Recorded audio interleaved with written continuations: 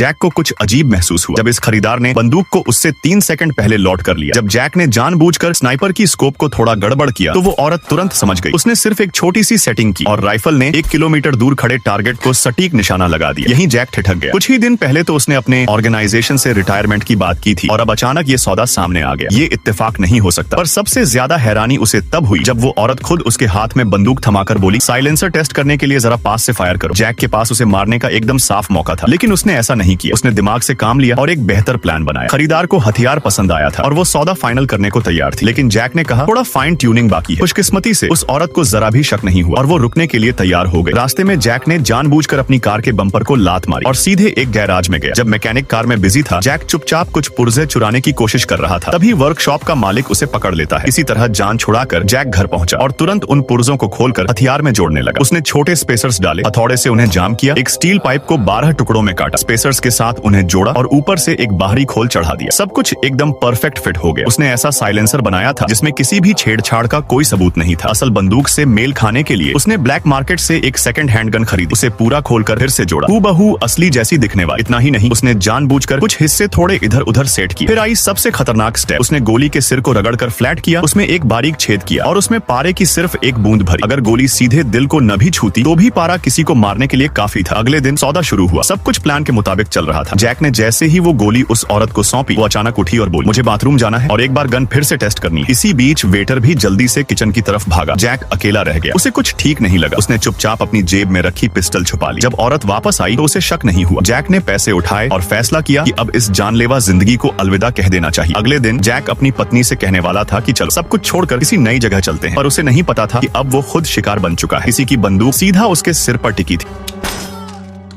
और जब उसने ऊपर देखा वो वही औरत थी।